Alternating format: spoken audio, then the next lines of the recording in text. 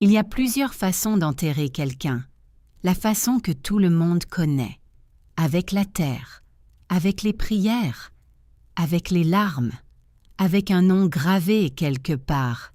Et puis, il y a l'autre façon, celle dont personne ne parle, celle qui ne laisse pas de traces visibles, celle qui se fait dans des bureaux, avec des stylos, avec des tampons, avec des documents que personne ne lit jusqu'au bout. Enterrer quelqu'un dans les papiers, effacer son nom, remplacer sa signature, supprimer son existence légale, faire comme si cette personne n'avait jamais possédé ce qu'elle a construit, jamais investi ce qu'elle a investi, jamais existé dans ce que vous avez créé ensemble. Ibrahima Konaté avait fait ça à Rokia, sa femme, la mère de ses 3 enfants, la femme qui avait travaillé à côté de lui pendant 12 ans, de qui avait géré les comptes, qui avait reçu les clients, qui avait ouvert la boutique certains matins quand il dormait encore, qui avait fermé la boutique certains soirs quand il était déjà parti. Il l'avait enterré dans les papiers, proprement, méticuleusement, avec la précision d'un homme qui a pris son temps, qui a planifié, qui a attendu le bon moment et qui a agi. Il pensait qu'elle ne reviendrait jamais. Il pensait qu'une femme sans papier est une femme sans preuve. Et une femme sans preuve est une femme sans droit. Il avait pensé à tout, sauf à une chose, sauf à Rokia elle-même, à ce qu'elle portait, à ce qu'elle avait gardé, à ce qu'elle avait préservé depuis le début, sans savoir pourquoi, comme si quelque chose en elle, quelque chose de plus profond que la conscience, lui avait dit « Garde ça et garde tout, on ne sait jamais, on ne sait jamais ». Rokia Traoré était née à Ségou, dans une famille de tisserands.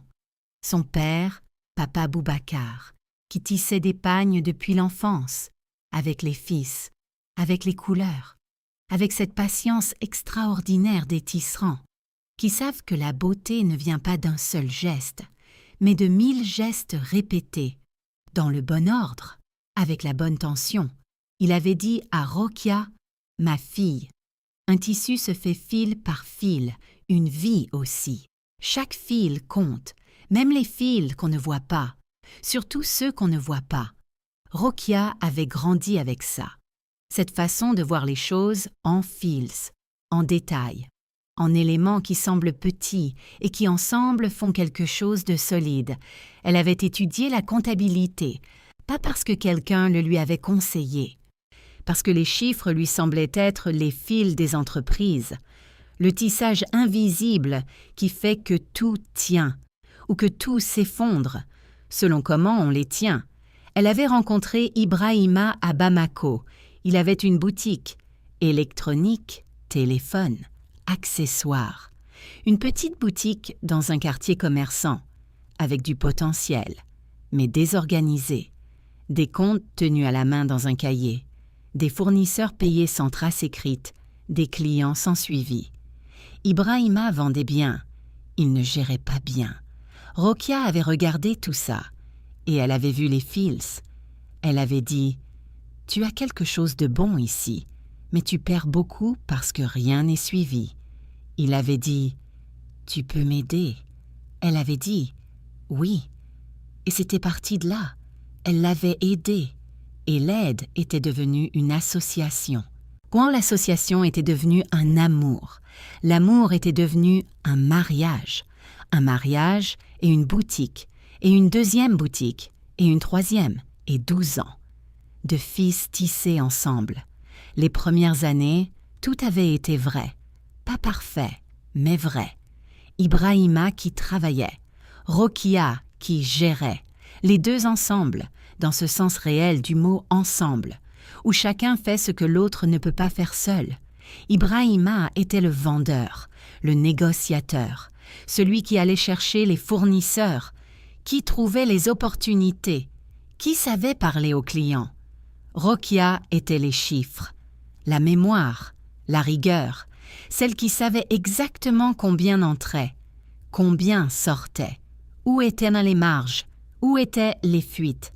Ce qu'on pouvait investir, ce qu'on ne pouvait pas encore. Ensemble, ils avaient fait grandir quelque chose.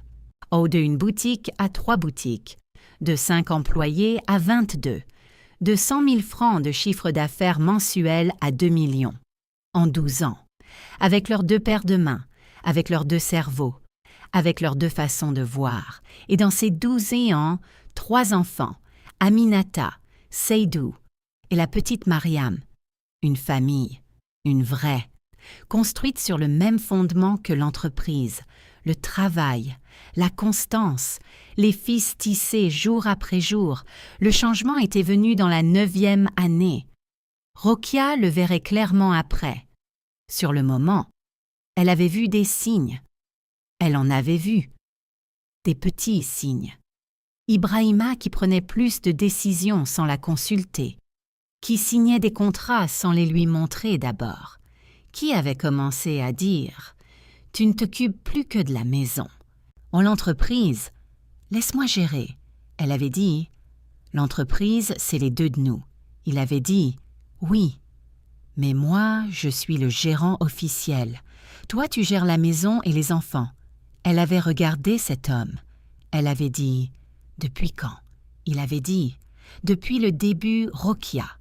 Mon nom est sur les papiers, pas le tien. » Et c'était là, dans cette phrase, dans cette vérité dite avec un calme qui montrait qu'il l'avait préparé, qu'il l'avait attendu, que ce n'était pas une dispute de moment, que c'était une position construite, réfléchie. Depuis combien de temps? Elle ne savait pas, mais depuis suffisamment longtemps pour être dite avec ce calme. Son nom n'était pas sur les papiers. Elle avait dit « parce qu'on a fait confiance », pas parce que c'est le tien seul. Mais il avait dit « la confiance et la loi, c'est 2 choses différentes ». Et il était parti. Et elle était restée, avec cette phrase, et tout ce qu'elle contenait. Elle n'avait pas paniqué. Elle avait réfléchi, avec la tête de quelqu'un qui a géré des chiffres pendant 12 ans, qui sait que les problèmes ont des solutions, mais que les solutions demandent d'abord une compréhension exacte du problème. Elle avait cherché à comprendre exactement qu'est-ce qui existait avec son nom, qu'est-ce qui existait sans son nom, qu'est-ce qui pouvait être prouvé, qu'est-ce qui ne pouvait pas. Elle était allée voir les documents de l'entreprise, qu'elle avait toujours tenus ou qu'elle croyait tenir. Et là, dans ces dossiers, elle avait commencé à voir que des documents manquaient, ou que des documents avaient été remplacés, que des documents récents ne ressemblaient même plus à ceux qu'elle avait connus. Quelqu'un avait travaillé dans ces dossiers, quelqu'un les avait modifiés, silencieusement, progressivement. Sur plusieurs années probablement, elle avait regardé les dates, les signatures, les tampons, et elle avait vu Ibrahima. Qui avait réorganisé? Qui avait reconstruit? Qui avait effacé? Doucement, fil par fil, comme un tisserand. Mais pour défaire, pas pour construire. Pour défaire ce qu'ils avaient tissé ensemble, et ne garder que les fils à son nom. Elle avait fermé les dossiers. Elle avait respiré. Elle avait pensé à son père. Les fils qu'on ne voit pas. Surtout ceux qu'on ne voit pas. Et elle avait pensé à quelque chose d'autre. À une habitude. Ou une habitude qu'elle avait depuis le début, sans raison consciente. Depuis la première boutique, depuis les premiers cahiers. Elle gardait des copies. Tout, elle gardait. Dans un endroit qu'elle seule connaissait, parce que c'était sa nature, de tisserand, de comptable, de femme qui sait que les fils qu'on ne voit pas sont souvent les plus importants. Elle avait gardé, sans savoir pourquoi. Maintenant, elle savait pourquoi. Ce qu'elle avait dans cet endroit. Rokia avait mis 1 semaine à l'inventorier. 1 semaine secrète, pendant qu'Ibrahima travaillait, pendant que les enfants étaient à l'école. Elle avait ouvert, elle avait regardé, elle avait compté. 12 ans de copies, pas tout, mais beaucoup. les contrats des débuts avec les deux noms, Ibrahima Konaté et Rokia Traoré, côte à côte. Les relevés bancaires des premiers comptes, avec les versements qu'elle avait faits, avec sa signature, les correspondances avec les premiers fournisseurs, où c'était souvent elle qui répondait, avec son prénom, avec sa signature, les cahiers de compte des premières années, de sa main, avec ses chiffres, sa façon d'écrire les colonnes, inimitable, sa façon à elle, les photos, elle avait des photos, des inaugurations des boutiques, où elle était là, debout, avec Ibrahima, dans des postures qui ne laissaient pas de doute sur sa participation, sur sa présence, sur sa place dans tout ça. Elle avait regardé tout ça, et pour la première fois depuis la phrase d'Ibrahima, depuis la loi et la confiance, ces deux choses différentes, elle avait souri, pas de satisfaction, de reconnaissance. Ou elle reconnaissait quelque chose, la main de quelque chose de plus grand. Qui lui avait mis cette habitude de garder, depuis le début, sans lui dire pourquoi, en sachant qu'elle en aurait besoin. Un jour, ce jour, elle avait trouvé un avocat, Maître Diallo, un homme de 60 ans, qui avait des yeux qui lisaient les documents comme d'autres lisent les gens, avec une profondeur, une précision. Elle lui avait apporté tout. 2 grandes enveloppes et les dossiers originaux qu'elle avait photographiés avant qu'Ibrahima les modifie davantage. Maître Diallo avait lu, pendant 2 heures, en silence, avec ses lunettes, et parfois, quand il trouvait quelque chose, un léger mouvement de sourcil, à peine visible. Mais Rokia le voyait, parce qu'elle regardait. À la fin des 2 heures, il avait posé les documents. Il avait regardé Rokia. Il avait dit « Madame Traoré, vous avez été méthodique. » Elle avait dit « J'ai été tisserande. » Il avait dit « C'est la même chose. » Il avait dit « Ce que vous m'avez apporté ce soir, si la moitié est authentifiable. Votre mari a un problème très sérieux et vous avez des droits très solides. » Elle avait dit « La moitié. » Il avait dit « Je dis la moitié par prudence professionnelle. Personnellement, après ce que j'ai lu, je pense que vous avez bien plus que la moitié. » Elle avait dit « Qu'est-ce qu'on peut faire ?» Il avait dit « Beaucoup, mais d'abord, il ne doit pas savoir que vous êtes ici. » Elle avait dit « Il ne sait pas. » Il avait dit « Bien, gardez ça, le temps de préparer. » Elle avait dit « Combien de temps ?» Il avait dit « 3 mois peut-être. » Et pour tout vérifier, tout authentifier, tout préparer correctement. Elle avait dit « D'accord. » Elle avait repris ses enveloppes. Elle était rentrée chez elle, dans la maison qu'ils partageaient, avec Ibrahima, avec les enfants, avec les boutiques qui continuaient, et elle avait attendu 3 mois à vivre la même vie en apparence, avec quelque chose de différent à l'intérieur, la patience d'une tisserande qui sait que le fil en cours va changer l'image, mais qui doit finir le rang avant de voir. Ce qui s'était passé dans ces 3 mois avait tout aggravé et tout accéléré. Ibrahima, qui pensait avoir le temps, avait continué. Il avait continué à modifier, à effacer, à réorganiser. Mais maintenant il y avait quelqu'un d'autre, une femme, que Rokia avait vue, pas surprise en flagrant délit, a vu dans les comptes, parce que Rokia regardait encore les comptes, discrètement, des achats, des cadeaux, des restaurants, des choses qui ne correspondaient à rien dans leur vie domestique. Ibrahima avait une vie parallèle, pas seulement dans les papiers, dans tout. Rokia avait pris note. Elle avait ajouté ça au dossier de Maître Diallo. Maître Diallo avait dit « Ça renforce encore la procédure. » Et dans sa tête, dans le silence de ces 3 mois, Rokia avait réalisé quelque chose, qu'elle ne voulait pas sauver ce mariage. Elle voulait sauver ce qu'elle avait construit, ce qu'ils avaient construit, sa part, ses 12 ans, ses fils, les fils qu'elle avait mis dans ce tissu et qui étaient toujours là, quelque part. Même si on avait essayé de les effacer, ils étaient là, dans ses copies, dans ses cahiers, dans ses photos, dans ses chiffres.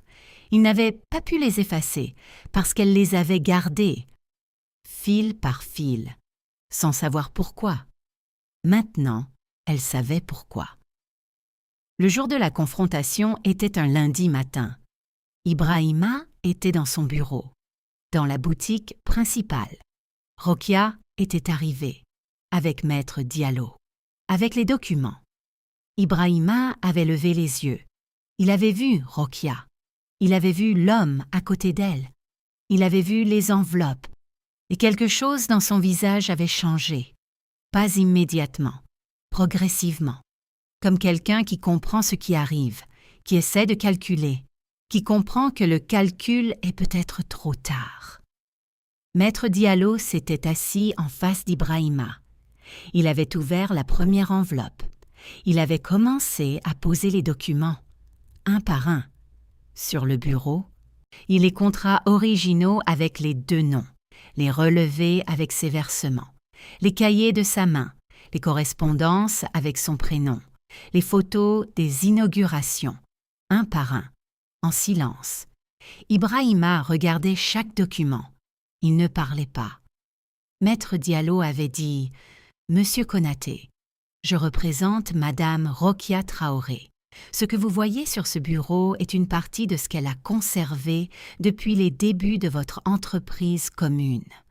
Nous avons également des analyses graphologiques, des modifications récentes de vos documents officiels et des relevés bancaires qui montrent une utilisation des fonds de l'entreprise à des fins personnelles, sans autorisation de votre associé. Ibrahima avait dit « mon associé ». Maître Diallo avait dit « oui, votre associé ».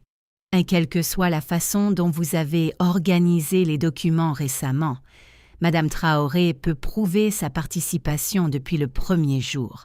Et cette participation fonde des droits légaux que nous allons faire reconnaître. Ibrahima avait regardé Rokia, pour la première fois depuis longtemps. Vraiment regardé. Pas comme quelqu'un qui gère, pas comme quelqu'un qui décide, comme quelqu'un qui voit.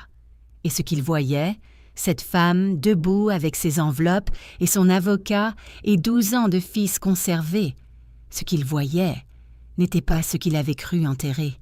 Ce qu'il avait cru enterrer était debout et avait les documents. Il avait dit « Rokia ». Elle avait dit « Parle à mon avocat ». La procédure avait duré 8 mois. 8 mois de documents présentés, contre-présentés, analysés, vérifiés. 8 mois pendant lesquels Rokia avait tenu.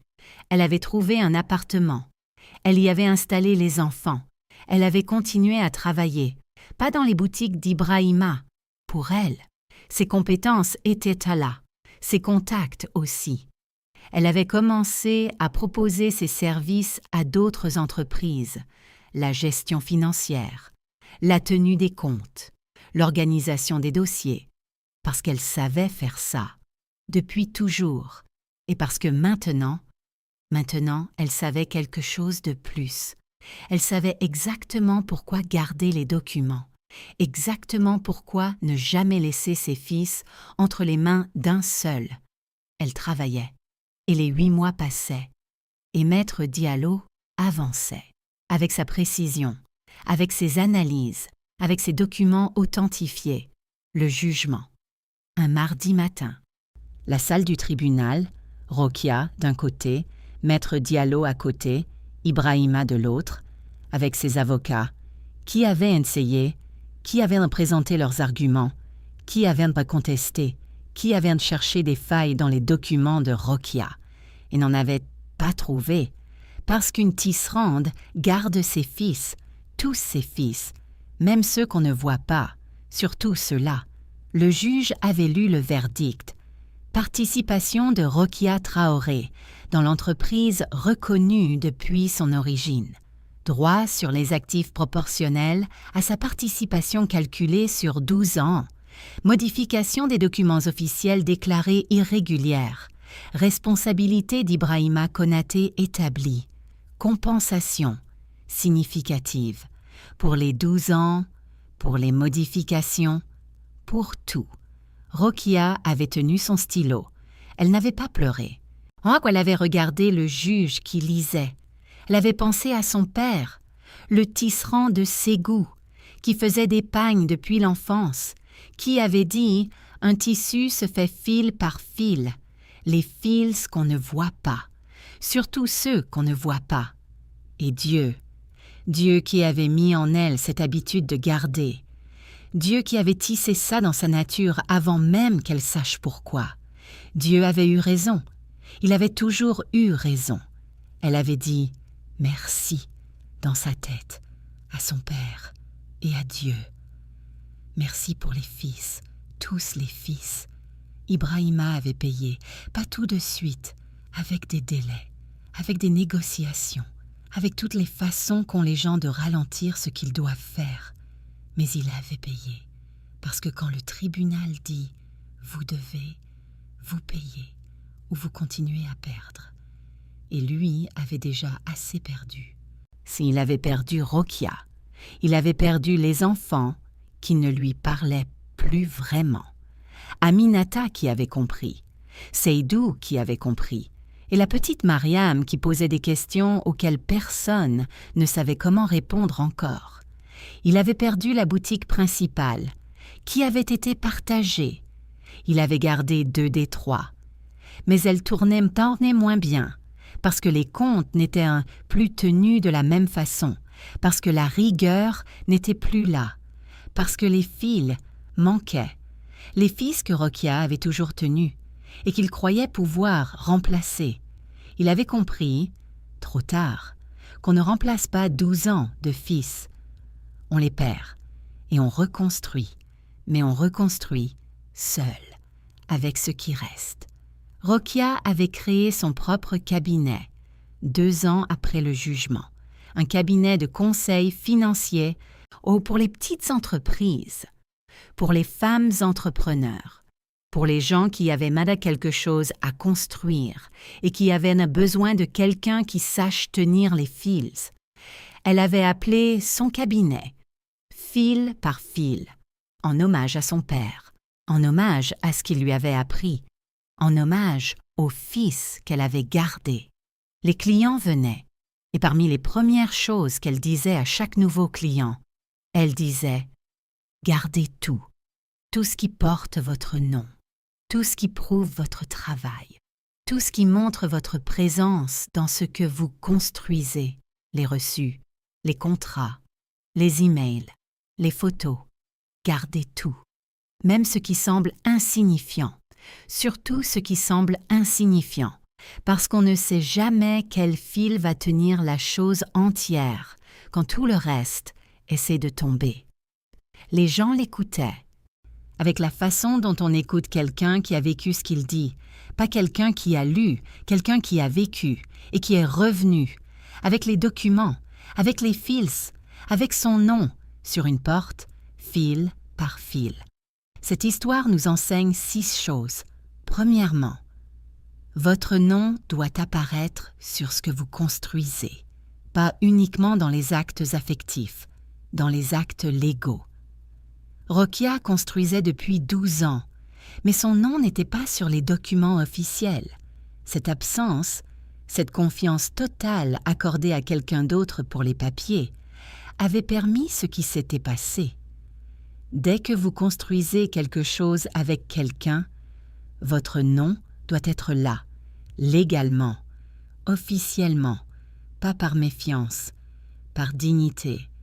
Deuxièmement, gardez tout, absolument tout ce qui porte votre nom et prouve votre participation.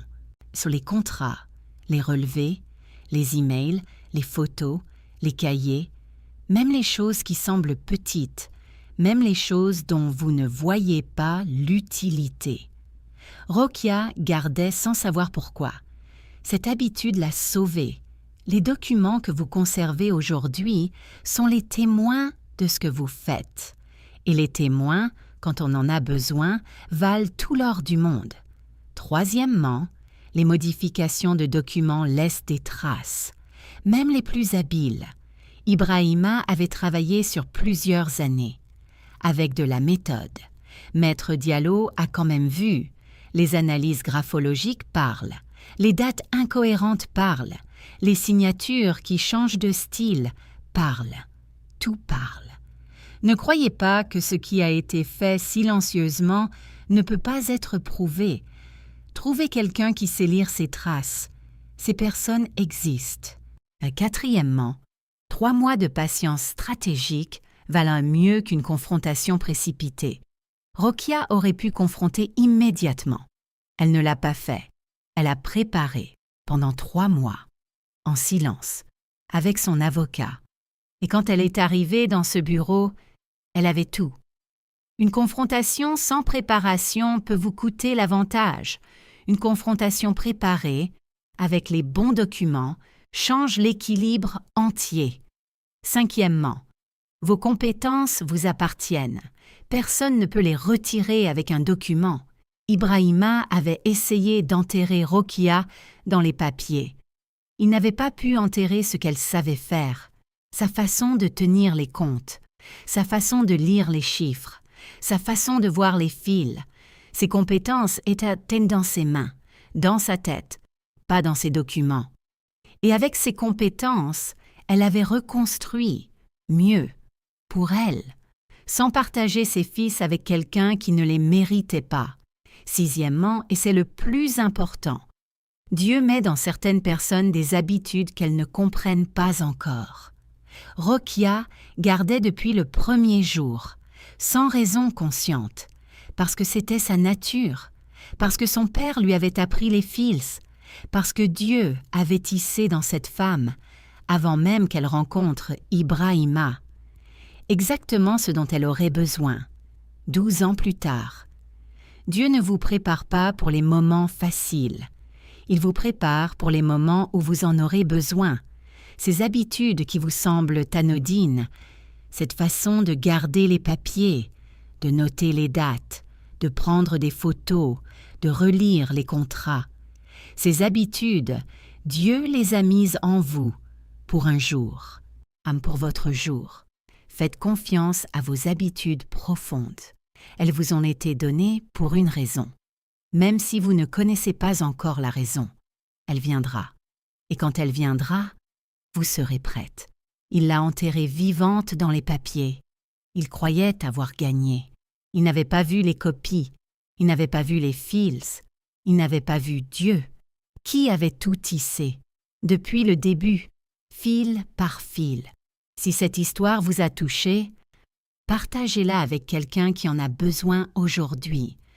Abonnez-vous à notre chaîne et activez la cloche pour ne jamais manquer une histoire. Que Dieu vous bénisse. À très bientôt pour la prochaine histoire.